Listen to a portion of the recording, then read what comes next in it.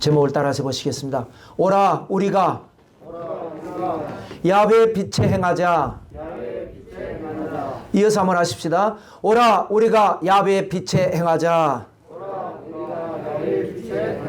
이런 제목으로 말씀 나눌 때에 하나님의 큰 은혜와 축복이 여러분 가정 위에 넘쳐나시기를 축원합니다. 신구약 성경을 압축해서 표현한 책이 이사야서다. 그래서 이사야서를 가리켜서 성경의 파노라마다 이렇게 말씀드렸습니다. 그래서 1장부터 39장은 구약 39권을 표현한 것입니다. 그래서 죄를 지적하고 재앙을 선포하는 그런 말씀들이 주를 이루고 있습니다. 그래서 참 은혜로 받기는 참 우리가 어렵지만 그 안에 우리가 은혜를 발견해야 되겠죠. 보물찾기 하듯이. 그런가 하면 이제 40장부터 66장까지는 신약 27권을 표현한 내용이기 때문에 위로가 있고 회복이 있고 승리가 있고 축복이 있는 천국이 있는, 그야말로 이제 그 말씀들 들어가기 시작하면 아주 그냥 손에서 땀이 날 정도로 불끈불끈 쥐어질 정도로 엄청난 그런 축복의 말씀들이 많이 있습니다. 자, 그래서 이사야서 66장을 또 세 번을 한다면 66 온세 도세포 5787 이렇게 구분한다고 말씀을 드렸죠. 물론 들어도 잃어버립니다. 그러나 계속 반복을 하다 보면 여러분 안에 이제 탁 구조가 형성이 될 것입니다. 그래서 앞에 구약적인 부분은 6장, 11장, 12장, 4장, 66 온세 도세 포 이렇게 돼 있다. 또 신약적인 부분은 5장, 7장, 8장, 7장, 5787 이렇게 주제별로 나눌 수가 있다. 이렇게 말씀드렸죠. 그래서 6으로 시작을 하는 거예요. 첫 번째 1장부터 6장까지 내용은 뭐냐? 선지자 이사야가 하나님께 사명받으면서 이제 받은 메시지 내용들입니다. 그래서 중간 제목으로는 소명, 하나님께 사명을 받다. 그래서 소명이라고 했고요. 그 다음부터 이제 7장부터 12장까지 또 6개 장은 아하스 시대 이야기입니다. 아하스 왕 때에 이 북왕국과 아람 왕의 이 공격을 막기 위해서 미련하게 동쪽에서 아수르 군대를 불러들여왔고, 그래서 북왕국이 멸망하고 어려움 당하는 이야기. 그래서 중간 제목은 전쟁으로 붙였습니다. 첫 번째 제목은 소명, 두 번째 제목은 전쟁. 그렇게 이제 자꾸 이렇게 이제 듣다 보면 이제 여러분 기억나실 겁니다. 그래서 자, 지난 1장 내용은 뭐였습니까? 소돔과 고모라 같이 전락해 버렸다. 어떻게 해야 되느냐? 회개해라. 성민답게 살아라. 그러면 너희가 즐겨 순종하면 땅에 아름다운 소산을 먹게 될 것이다. 라고 했던 내용이 이사야 1장이었습니다. 오늘은 이제 2장 내용으로서 하나님께서 그 와중에 선지자에게 희망을 계시해 주십니다. 계시라는 건 하나님이 주시는 거죠. 그래서 이제 그걸 받아서 예언자가 받아서 전하는 걸 예언이라고 하죠. 계시 받아서 예언해야죠. 그러면 희망을 계시 받았으면 어떻게 해야 됩니까?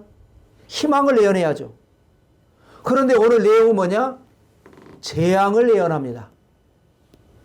이 선지자가 나쁜 선지자일까요? 직무유기하는 걸까요? 아니, 하나님께서 희망을 계시해 주셨으면 희망을 선포해야죠. 근데 재앙을 선포해 버립니다. 왜 그러느냐? 죄 때문에. 그래서 이제 징검다리 같이 이렇게 네 가지로 징검다리 형식이에요. 먼저 앞부분에는 희망을 계시해 주시는 하나님 메시지. 그래서 죄를 또 이야기합니다. 그래서 재앙을 선포합니다. 그래서 권면합니다. 그러니까 하나님께서 희망을 계시해 주셨으니까 주신 것을 가지고 재앙을 선포했다. 하나 건너뛴 징검다리 형식이죠. 그래서 죄를 지적했는데 그 죄에 대해서 권면의 말씀을 하는 겁니다. 이렇게 네 가지로 정리할 때에 여러분에게 큰 은혜와 축복이 함께 하시기를 축원합니다. 자, 첫째는 희망의 계시입니다. 자, 몇 가지로 이제 해볼 수 있는데요. 하나는 성전에 대한 희망입니다. 1절 말씀입니다. 아모스의 아들 이사야가 받은 바 유다와 예루살렘에 관한 말씀이라. 말일에 야훼 전의 산이 모든 산 꼭대기에 굳게 설 것이요 모든 작은 산 위에 뛰어나리라. 산을 얘기하는 게 아니라 이 야훼 전 성전이 있는 산을 얘기하는 거죠. 그래서 실제로는 성전을 강조하는 겁니다. 지금은 성전이 있는 곳이 공격을 당하고 또 비방을 당하는, 그래서 결국은 성전이, 나라가 망하고 성전이 함락돼 버렸던 그런 역사도 이제 말씀을 나눌 겁니다. 그러나 하나님의 때가 되면 이 하나님의 성전이 있는 산이 세상의 그 어떤 산보다 높고 어떤 산보다 굳게 서게 될 것이다 해서 성전에 대한 희망을 여기서 선언을 하는 겁니다. 그 다음에 뭐냐? 부흥을 또 희망의 말씀입니다. 2절 중간부터 3절까지의 내용이 되겠습니다. 만방이 그리로 모여들 것이라. 많은 백성이 가며 이르기를 오라 우리가 야훼의 산에 오르며 야곱의 하나님의 손에 이르자. 그가 그의 길을 우리에게 가르치실 것이라. 우리가 그 길로 행하리라. 자, 그곳에 지금은 흩어지고 지금은 별로 없고 지금은 나약한 것 같지만 하나님의 때에 하나님의 역사가 일어나면 만방이, 이방인까지 그것으로 모이게 될 것이다. 이것이 이제 장차 이루어질 교회 부흥에 대한 희망입니다. 많은 백성들이 오게 됩니다. 오면서 뭐라 그러느냐? 자기들이 오는 거예요. 끌고 오는 게 아니라 자기들이 오면서 야, 우리가 하나님의 산에 오르자. 야곱의 하나님의 전에 이르자. 하나님 우리에게 가르치실 것이다. 우리가 그 가르치심대로 배워서 그 길로 행하자. 그런 역사가 일어나게 될 것이라는 거예요. 지금은 교회가 세상에 때로는 조롱도 당하고 세상으로부터 소외를 당하기도 하지만 하나님의 때가 되면 어떤 면에서는 이 이사야의 예언이 언제나 가까운 미래, 먼 미래, 더 먼 미래 이렇게 한다고 그랬는데 2000년 교회의 역사 가운데 이것이 어떤 면에서는 1차적으로 이루어졌다고도 볼 수 있죠. 여러분, 이스라엘 땅이 어떻습니까? 지금도 전쟁을 하고 있습니다. 지금도 골목 안에서 애들이 총을 가지고 놀면서 아차 하면은 바바박 해서 몇 사람이 죽었다. 그곳에 전 세계 사람들이 성지순례라고 하는 이름으로, 또 뭐 예수님 안 믿는 사람들은 학술 답차 차원에서 예루살렘으로 갑니다. 이 와중에도 갑니다. 코로나 와중에도 가고 전쟁이 터져도 가고 테러가 자행돼도 갑니다. 하나님께서 그렇게 역사하셨습니다. 그와 같이 앞으로도 교회가 하나님께서 역사해 주셔서 모이는 교회, 부흥하는 교회, 그런 희망이 있게 될 줄로 믿습니다. 그 다음에 이제 뭐냐? 평화에 대한 희망입니다. 4절 말씀이 되겠습니다. 읽겠습니다. 그가 열방 사이에 판단하시며 많은 백성을 판결하시리니 무리가 그들의 칼을 쳐서 보습을 만들고 그들의 창을 쳐서 낫을 만들 것이며 이 나라와 저 나라가 다시는 칼을 들고 서로 치지 아니하며 다시는 전쟁을 연습하지 아니하리라. 아멘. 보습이 뭐죠? 지금은 이제 트랙터로 땅을 갈죠. 왜냐하면 씨앗을 뿌릴 때 그냥 맨 땅에다 뿌리면 안 되니까 땅을 엎어야죠. 그런 다음에 씨를 뿌려야 되는데 옛날에 트랙터가 없던 전에 소가 앞에서 끌고 농부가 뒤에서 줄을 잡고 가는데 그 줄 밑에는 뭐가 있죠? 그게 이제 보습이라고 하는 겁니다. 삽같이 생긴 이 쇳덩어리. 그걸로 이렇게 따라가면서 소가 힘을 끌어버리니까 땅을 갈아엎는 거죠. 농기구로 말을 하는 거예요. 평화로운 시대에 살다가 전쟁이 나면 어떻게 됩니까? 농기구가 됐든지 뭐 숟가락부터 시작해서 뭐 쇠붙이라든지 모든 것들은 전쟁 물자를 만들어 버립니다. 반대로 전쟁이 끝나면 어떡합니까? 전쟁 물자를 만들었던 것을 가지고 다시 농기구를 만들고 수저를 만듭니까? 그건 또 아니에요. 왜냐하면 전쟁이 끝났어도 마음이 불안하니까 또 전쟁 나면 어떡해. 그래서 더 많은 전쟁 물자를 만들어냅니다. 그래서 군비 경쟁이라고 그러죠. 서로 국가 간에도 지금도 감축하자라고 하면서도 뒤로는 만들어냅니다. 예, 불안해서 그럽니다. 우리 서로 줄이자. 핵도 줄이고 또 미사일도 줄이고 전쟁 무기도 줄이자 했는데, 그래서 그 말 그대로 믿고 나는 줄이는데 저쪽은 늘리면 어떡해. 그래서 말로는 앞에서는 줄이지 않고 지금도 각 나라마다 전쟁 물자를 만들고 있죠. 그런데 여기 뭐라 그랬습니까? 칼을 쳐서 보습을 만들고 농기구를 만들고 창을 쳐서 낫을 만든다. 이 말은 뭐예요? 항구적인 평화가 온다는 겁니다. 잠시 잠깐 전쟁이 끝난 게 아니고 또 전쟁 날 수도 있는 그런 게 아니고 완벽한 평화의 시대가 열린다. 이런 말씀입니다. 그래서 너희는 이제는 다시는 칼 들고 서로 공격하고 전쟁 연습하고 그런 일 없게 될 것이다 라고 하는 희망을 계시해 주신 것입니다. 너무나 좋은 말씀이지만 문제는 뭐냐?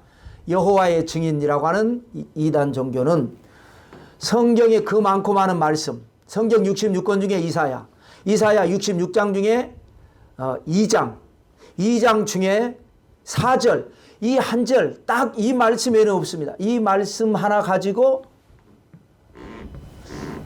군대 안 갑니다.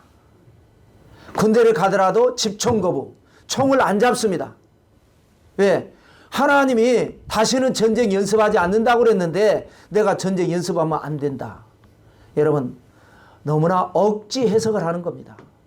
어떻게 이 말씀 한 절 때문에 이 다른 외에는 아가리를 꿰가지고 너희들을 전쟁을 하게 오게 한다라는 말씀은 또 어떻게 해석하려고요? 수많은 말씀, 내가 너희에게 평화를 주려 온 줄 아느냐? 칼을 주러 왔다. 서로 싸우게 하러 왔다. 그 말씀은 어떻게 하려고요? 또 여기에 뭐라고 그랬습니까? 너희가 그렇게 하라는 말씀이 아니지 않습니까? 그가 하나님입니다. 하나님이 창을 쳐서 낫을 만들게 하고 칼을 쳐서 보습을 만들게 그렇게 할 것이다. 하나님이 할 것이다 라는 말씀이지 너희가 그렇게 하라 이 말씀이 아니지 않습니까?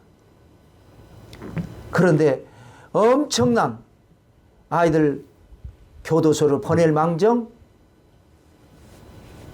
군대를 안 가는 그런 잘못된 성경 해석, 이것을 우리가 하면서 자, 그거는 잘못된 것이고 우리가 언젠가 항구적인 평화, 하나님의 나라 그런 것이 올 것이다 라고 하는 그런 희망을 갖게 되시기를 주님의 이름으로 축원합니다. 여러분, 우리가 짚고 넘어가야 될 부분이요, 세상의 모든 종교는 자력 종교라고 합니다. 스스로가 해탈의 경지에 이르는 겁니다. 누가 구원해 주는 게 아닙니다. 부처님이 구원해 주는 것도 아닙니다. 마음을 비우고 열반에 이르고 해탈하면 나도 부처가 된다 라고 하는 것이지, 그런데 오직 기독교만 타력 종교라고 하는 겁니다. 우리는 죄인이기 때문에 불가항력입니다. 안 됩니다. 그래서 하나님의 은혜로 십자가의 권세로 믿음으로 말미암아 구원을 얻게 하시는 것, 이것을 타력 종교, 타력 구원이라고 하는 겁니다. 그러니까 우리가 뭔가를 해보려고 하는 것 자체가 잘못된 것이죠. 우리가 평화를 만들어낼 수가 없습니다. 그런데 반드시 이런 날이 오게 될 것입니다. 성전을 하나님께서 영화롭게 하시고, 그리고 그 성전에 사람들이 모이게 하시는 부흥이 일어나게 하실 것이고, 그리고 사람과 사람 사이에 평화의 시대가 오게 될 것이다. 자, 두 번째로 넘어가실까요? 백성들의 죄를 지적을 합니다. 6절 9절까지인데요. 여러분, 사람이 죄를 지으면 됩니까? 안 됩니까? 안 되잖아요. 모르는 사람 아무도 없습니다. 애들한테 물어봐도 압니다. 아는데 죄를 짓고 살아요. 아는데, 그러면 안 되는 줄 아는데 죄를 지어요. 왜 그렇습니까? 그것이 인간의 한계입니다. 괜찮겠지, 여러 가지로 우리가 분석해 볼 수 있지만 괜찮겠지 하는 마음 때문에 하는 겁니다. 그렇게 음주운전 때문에 난리가 나고 말이죠. 해도 술 먹고 핸들 잡습니다. 예, 괜찮겠지 하는 거예요. 저도 새벽기도 나올 때마다 그 새벽 시간에 나오면 차 넣는, 가끔, 항상 그렇지는 않죠. 차 빼서 나오려고 할 때에 이제 그 타워 주차장이니까요. 그때 젊은 사람들이 차 집어넣고 들어가는데 보니까 술 냄새 팍 풍기고 들어간 사람들 많아요. 그렇게 하지 말라고 그래도 왜? 괜찮겠지. 선악과 먹어도 괜찮아. 이게 사탄의 미혹입니다. 그 말을 듣고 자기 남편한테 가서 선악과 먹어도 괜찮대. 괜찮을 거야. 그것이 사람의 미혹입니다. 사탄이 미혹하고 사람은 착각합니다. 그래서 죄를 짓는 거죠. 하나님이 안 돼. 그럼 무조건 안 되는 걸로 알면 되는데. 자, 여기 죄가 나옵니다. 6절 말씀 읽어보실까요? 주께서 주의 백성 야곱 족속을 버리셨음은 그들에게 동방풍속이 가득하며 그들이 블레셋 사람들 같이 점을 치며 이방인과 더불어 손을 잡아 언약하였음이라. 동방풍속이 가득하다라는 거예요. 블레셋 점을 친다라는 거예요. 이방 언약을 맺는다라는 거예요. 어떻게 보면 다 같은 겁니다. 근데 이제 좀 분석을 하다 보면 동방풍속은 뭡니까? 동쪽에서 온 그 우상 숭배를 말을 합니다. 아수르 군대가 들어오고 블레셋이 들어오면서 따라 들어온 문화, 종교, 우상. 그 다음에 블레셋은 이스라엘과 같이 더불어 살기는 하지만 알고 보면 거슬러 올라가서 보면 서쪽에서 들어온 겁니다. 서쪽에 뭐가 있죠? 유럽 있죠. 유럽에 그리스라고 하는 나라가 있죠. 그리스라고 하는 나라에게 크레타라고 하는 섬이 있습니다. 거기에서부터 유럽 문명이 시작되거든요. 비록 작은 섬이지만 크레타, 성경에는 그레데라고 하는 이름으로 나오죠. 거기에 살던 사람들이 어떤 이유인지는 알 수 없지만 여러 차례에 걸쳐서 가나안 땅으로 이주를 합니다. 아브라함 때도 와 있었고 이삭 때도 야곱 때도 뭐 모세 여호수아 때에도 또 다윗 때에도 계속 여러 차례 옵니다. 그래서 이 블레셋이라고 하는 나라는 한 나라 안에 왕들이 5명이나 있습니다. 그러니까 그리스처럼 도시국가죠. 그래, 그들이 들어온 것 중에 여러 가지가 있지만 점치는 문화가 들어왔습니다. 그 다음에 이방인과 언약을 맺지 말라고 그랬지 않습니까? 이방인 뭡니까? 가나안의 7족속, 또 에돔, 암몬, 모압, 이런 여러 나라들, 또 잘 알려지지 않은 나라들이 여러 조그마한 도시국가들이 많은데 그들과 언약을 맺어버립니다. 물론 처음에는 아주 미미했어요. 대부분의 사람들은 받아들이지 않았습니다. 일부 사람들만 받아들였습니다. 저런 걸 왜 받아들여? 하나님이 저런 거 하지 말라고 그랬는데. 그런데 세월이 지나면서 만연해 버립니다. 왜 만연하느냐? 이 강제 이주 정책 때문에 그렇습니다. 정복을 하면서 여기에 살던 사람들을 다른 곳으로 옮기고 거기에 또 식민지 백성들을 이쪽으로 옮겼더니 또 하나님께서 이 성지의 땅에 이방인들만 와서 사니까 막 재앙을 내리시니까 안 되겠다 싶어서 또 그들 중에 몇을 보내고 또 유대인들을 보냈던 곳에서 다시 오게 와서 섞여 살게 하고 이리 섞고 저리 섞어서 세대가 지나면서 완전히 이 사람들이 짬뽕이 되면서 만연해 버립니다. 그 말씀을 한번 볼까요? 열왕기하 17장 30절부터입니다. 읽어보겠습니다. 바벨론 사람들은 숫꽃 분옷을 만들었고 굿 사람들은 네르가를 만들었고 하맛 사람들은 아시마를 만들었고 아와 사람들은 니파스와 다르닥을 만들었고 스바라임 사람들은 그 자녀를 불살라 그들의 신 아드람멜렉과 아남멜렉에게 드렸으며 이와 같이 그들이 야훼도 경외하고 또한 어디서부터 옮겨왔든지 그 민족의 풍속대로 자기의 신들도 섬겼더라. 만들었고 이게 우상 만들었다는 거예요. 바벨론 사람들은 수크푸넛이라고 하는 우상 만들었고 굿이라고 하는 또 나라 어디서 들어보지도 못한 얘기 나오는 거예요. 네르갈이라고 하는 우상 만들었고 각자 만들었는데 문제는 뭐냐? 이 사람들이 야훼도 경외하고 야훼를 경외하지 않은 게 아니에요. 야훼도 경외하고 어디서 왔는지 출처도 모르고 정체도 모르는 온갖 잡다한 신을 섬기게 되더라. 여러분, 차라리 하나님을 안 섬기는 사람이 우상 섬기면 봐줄 수 있잖아요. 몰라서 그런 거 아니겠어요? 근데 하나님을 섬긴다. 유일신 신앙을 가지고 하나님만 섬겨야 되는데 하나님도 섬기면서 다른 신도 섬긴다. 더 기분 나쁜 거 아니겠어요? 하나님을 뭘로 보는 거예요? 우상과 같은 레벨로 본 거예요. 하나님을 하나님으로 안 보는 거예요. 이게 그래서 망조가 되는 겁니다. 그래서 아까 하나님께서 희망을 계시하셨는데 아직 그런 때가 아니야. 너희들은 그 희망을 받아들일 준비가 안 돼. 왜? 이런 죄 때문에. 이걸 지금 지적을 하는 겁니다. 여러분, 10계명의 첫째 계명이 뭡니까? 모든 계명 중에 핵심 계명이 10계명이고 10계명의 첫째는 나 외에 다른 신들을 섬기지 말라. 이거를 못하는 거예요. 이것이 우리의 한계가 되는 거예요. 고린도서 6장 14절 15절을 읽어보실까요? 너희는 믿지 않는 자와 멍에를 함께 매지 말라.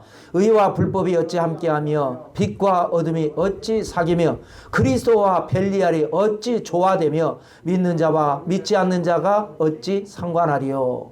벨리알은 우상을 말합니다. 그리스도와 벨리알이 어떻게 조화가 되느냐. 그건 안 되는 거다.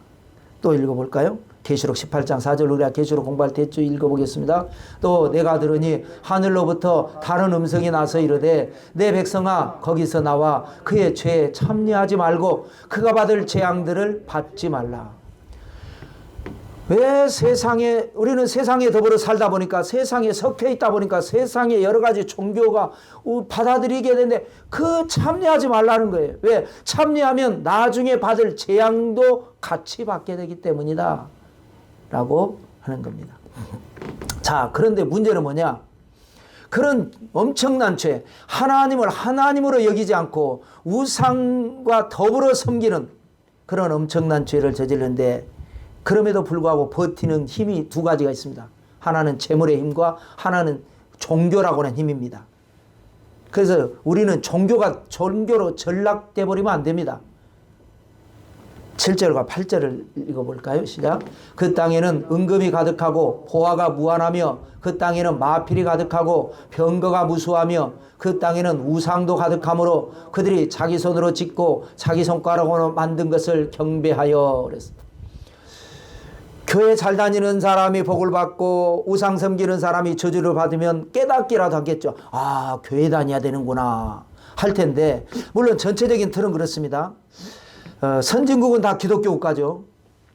우상을 유난히 잘 섬기는 미신 국가일수록 미개하고 그래서 가난합니다. 그런데 개인은 안 그렇습니다. 개인 중에는 예수님 잘 믿는 신앙인 중에 가난한 사람도 있고 우상을 아주 특심인 사람들 중에서 떵떵거리는 사람도 있습니다. 그러니까 우리는 헷갈리는 겁니다. 여기 보세요. 그 땅에는 우상 섬기는 그 땅에 은금이 가득, 보화가 무한, 마필이 가득, 병거가 무수. 그게 헷갈리는 거예요. 재물이 있으니까 그래도 된다라고 생각하는 거예요. 또 우상이 가득. 우상은 뭐예요? 자기가 만든 거예요. 자기가. 우리 진리는 뭡니까? 나를 쳐서 진리에 복종시키는 겁니다. 진리 신앙은. 우상 신앙은 뭐예요? 내가 만든 거잖아요. 나한테 맞춰서 만드는 겁니다. 나한테 맞춰서. 내가 복을 받고 내가 잘 되고 나는 잘못되지 않았고 나는 훌륭하고 나를 위해서 종교를 이용하는 겁니다. 종교, 재물이 문제고 종교가 문제가 되는 거죠. 이것이 문제가 됩니다. 자, 세 번째로는 그래서 재앙을 예언합니다. 계시를 받기를 희망을 계시받았는데 재앙을 예언합니다. 먼저는 교만에 대한 심판인데요. 11절하고 11절부터 17절까지 길죠. 구구절절 했는데 줄여서 11절과 17절만. 내용은 다 비슷합니다. 11절, 17절도 같은 내용입니다. 이런 내용들이 반복됩니다. 읽겠습니다. 그날에 눈이 높은 자가 낮아지며 교만한 자가 굴복되고 야훼께서 홀로 높임을 받으시리라. 그날에 자고한 자는 굴복되며 교만한 자는 낮아지고 야훼께서 홀로 높임을 받으실 것이요. 11절이나 17절이나 같은 말씀이잖아요. 나머지 12, 13, 14도 다 그런 내용이에요. 똑같은 말씀을 계속 반복하는 건 뭐예요? 엄마 아빠가 아이들한테 한 말도 하고 한 말도 하는 게 뭐예요? 중요한 말은 하죠. 애들은 듣기 싫어하지만 그는 중요하기 때문에 강조하는 거예요. 계속 똑같은 얘기. 지금은 사탄이 공중권세를 잡고 있기 때문에 너희가 죄 짓고 불의하고 우상 섬기고 미신 믿어도 잘 먹고 잘 사는 것 같아도 때가 되면 높은 자가 낮아지게 된다. 굴복되게 된다. 이 말씀을 말씀하고 교만에 대한 심판, 그 다음에 믿는 우상에 대한 심판. 아주 간단합니다. 18절입니다. 이건 줄인 게 아닙니다. 그냥 18절 그대로입니다. 읽겠습니다. 우상들은 온전히 없어질 것이며 하나님의 입에서 하나님이 말씀하시는데 선지자가 하지만 우상에 대해서 더 이상 뭐라고 말하겠어요. 우상은 지금은 만연해 있습니다. 온갖 곳곳에 우상 천지입니다. 여러분 집에도 아마 있을지도 모릅니다. 우상이라고 생각 안 하고 그냥 있는 거죠. 예를 들어서 뭐 신혼여행 가고 제주도 여행 갔다 오면은 기러기 2마리 갖다 놓잖아요. 행복하라고. 하나님이 왜 우리에게 행복 주시지 기러기 2마리가 행복 줍니까? 나는 자연이다 프로 보면은 산에 혼자 사니까 무서워서 그런지 나무 큰 거 세워놓고 막 무서운 그림 그려놓고 그게 지켜준다고 그렇게 하고 있는 게 그 일종의 우상이에요. 그게 지켜준다고 생각하는 거예요. 천지가 우상이지만 하나님의 때가 딱 되면 없어질 것이다. 완전히 없어질 것이다. 라고 말씀하시면서 그 다음이 중요합니다. 유대인들에 대한 심판인데요. 유대인들에 대한 심판도 똑같은 말씀을 3번이나 이게 반복해 놨습니다. 그것도 중요하니까 그러겠죠. 읽어보겠습니다. 너희는 바위 틈에 들어가며 진토에 숨어 야훼 위엄과 그 광대하심의 영광을 피하라. 간단하게 정리하면 숨으라는 것하고 피하라는 말씀이죠. 이 말씀을 기억하세요. 자, 또 읽겠습니다. 19절입니다. 사람들이 아멸과 토굴로 들어가서 야훼께서 땅을 진동시키려고 일어나실 때에 그의 위엄과 그 광대하심의 영광을 피할 것이라. 또 읽겠습니다. 21절입니다. 아멸과 험악한 바위 틈에 들어가서 야훼께서 땅을 진동시키려고 일어나실 때에 그의 위엄과 그 광대하심의 영광을 피하리라. 하나님의 때, 하나님의 위엄, 하나님의 광대하심의 영광은 뭐예요? 이 그날이 우리가 기다리던 날입니다. 이제 사탄의 권세를 깨뜨리시고 하나님의 나라를 세우시고 우리를 그것으로 데려가셔서 이제 하나님의 영광의 빛으로 영원토록 축복하시는 그날이 올 때에 그동안에 설사 숨어 있었더라도 아멘 할렐루야 하나님 저 여기 있습니다. 나팔 불 때 내 이름 나팔 불 때 내 이름 해가면서 아멘 하고 가야 되는데 하나님이 일어나실 때 그 광대하심의 영광을 피해버리는 사람들이 있다는 거예요. 이 유대인들 지금 얘기하는 겁니다. 여러분들은 아니에요. 여러분들이 거기에 들어가면 이제 제가 이제 책임이 있으니까 여러분들 거기에 들어가면 안 돼요. 자, 여러분 8월 15일 광복절 날은 늘 뭐 행사가 있지만 그 광복절의 원조 날 일본 왕이 무조건 항복을 선언했을 때에 물론 그때 살았던 분들이 별로 없지만 그러나 우리는 그 상황을 너무나 잘 압니다. 배워서 알고 들어서 알고 압니다. 하늘이 알고 땅이 압니다. 평소에 숨어서 활동하던 독립군이나 이런 분들은 그날 어떻게 됐어요? 거리로 뛰쳐나와서 만세를 외쳤습니다.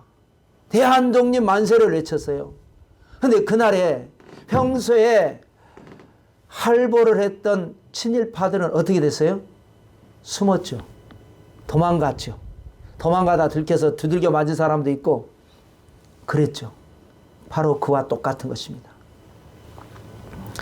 우리가 이 땅에 사는 동안에 시험과 연단 속에 믿음을 지킨 성도들은 주님의 때에 기적의 반열에 서게 될 줄로 믿습니다. 그런데 육신의 정욕과 안목의 정욕과 이 세상 자랑을 쫓아 산 유대인들과 거기에 속한 세상 사람들은 주님께서 찾아오실 때에 숨게 될 것입니다. 피하게 될 것입니다. 영광을 피해버리는 날이 오게 될 것이다. 이게 엄청난 재앙 선언이다. 무서운 재앙이죠. 여러분, 이런 취향이 세상에 있으니까 좋은 날이 왔는데 숨을 수밖에 없는 신세가 되어버렸습니다. 그래서 이것은 이제 유대인들에 대한 이야기고, 십자가로 언약을 맺은 우리의 죄가 있지만 십자가의 보혈로 다 씻어주시고 언약을 맺으셔서 포도나무에 붙은 가지가 돼서 믿음으로 살기만 하면 주님께서 우리를 축복의 반열에 세워주실 줄 믿습니다. 마지막 네 번째, 그런 신앙의 권면입니다. 그러니 이게 중요합니다. 그러니 어떻게 살아야 되느냐? 두 가지 권면입니다. 5절의 말씀과 22절 말씀인데 5절을 읽겠습니다. 야곱 족속아 오라, 우리가 야훼의 빛에 행하자. 그래서 이걸 제목으로 삼은 겁니다.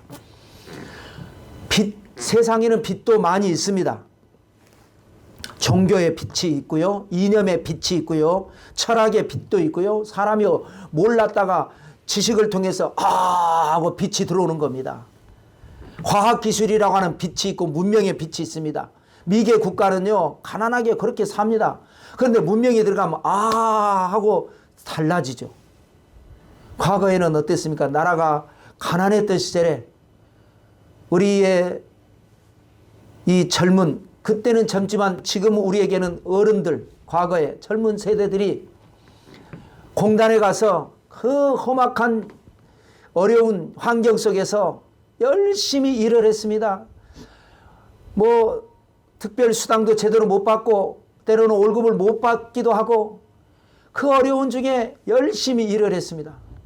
그래서 나라가 발전하고 기업이 발전하는데 그 과정에서 노동자들이 너무나 고통을 당했는데 이념의 빛이 들어가니까 노동운동을 하게 되고, 언제까지 우리가 이렇게 살겠느냐? 우리도 노동자들도 이제는 보장을 받아야 된다. 그래가지고 노동자들이 좋아졌지 않습니까? 그런 것은 됩니다. 그러나 이것은 한계가 있습니다. 이 세상의 빛은 우리 영혼을 구원해내지 못합니다. 그래서 여기에서 뭐라 하냐? 자, 오라, 우리가 빛 가운데 행하자, 이 말이 아닙니다. 야훼의 빛에 행하자. 하나님이 비춰주시는 빛 가운데 행하는 저와 여러분 되시기를 주님의 이름으로 축원합니다. 예수님께서 뭐라고 말씀하셨습니까? 요한복음 8장 12절에 나는 세상의 빛이니 나를 따르는 자는 어둠에 다니지 아니하고 생명의 빛을 얻으리라. 그 다음에 두 번째 권면은 뭡니까? 빛 가운데 행하자. 그 다음 뭐라고 했겠어요? 인생을 의지하지 마라. 22절 말씀을 읽겠습니다. 너희는 인생을 의지하지 말라. 그의 호흡은 코에 있나니 새말 가치가 어디 있느냐. 여러분, 하나님을 의지해야 되는데 사람은 하나님이 안 보이니까 사람을 의지합니다.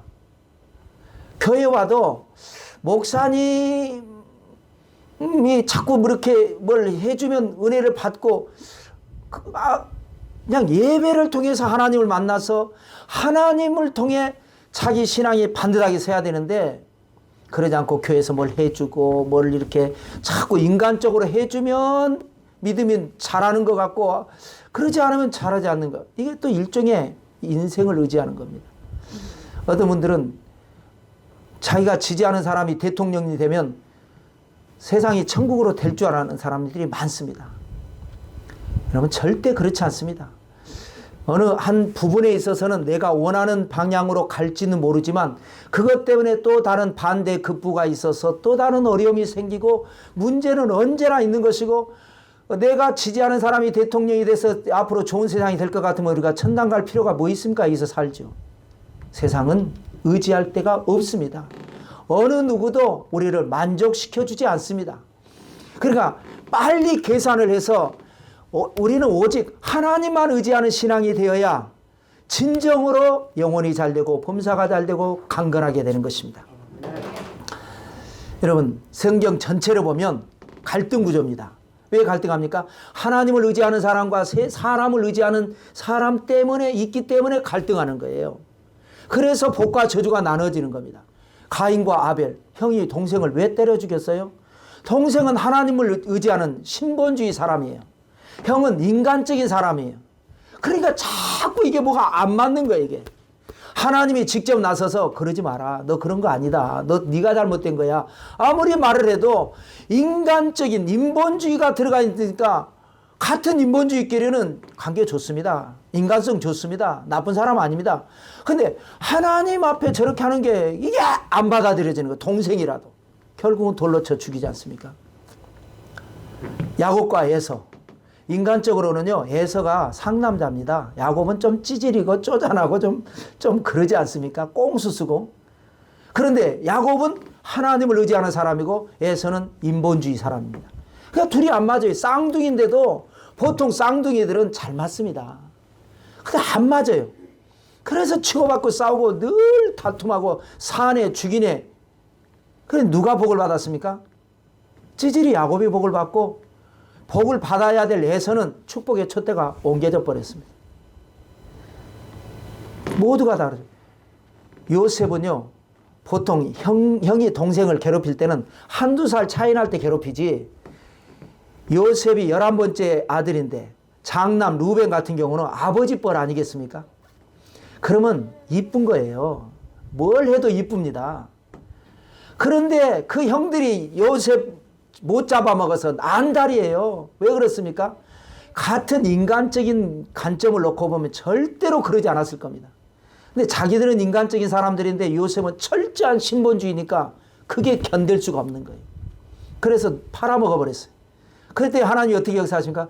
요셉은 국무총리가 되고 팔아먹은 형들은 흉년 만나가지고 애굽에 양식이 있다는 소식 듣고 거기 가서 절을 하면서 양식 사러 가가지고 동생을 만나게 하신 하나님. 원수의 목전에서 상을 주시는 하나님. 외나무 다리에서 만나게 하신 하나님. 사울과 다윗도 왜 그렇습니까? 사울은 인간적인 사람이고 다윗은 하나님의 사람이기 때문에 갈등이 생기고 그래서 복과 저주가 나눠지는 겁니다. 문제는 그 사람들이 문제가 아닙니다. 저와 여러분이 문제입니다. 우리는 어떤 사람이 되어야 할 것인가? 철저한 하나님의 사람 되시기를 주님의 이름으로 축원합니다.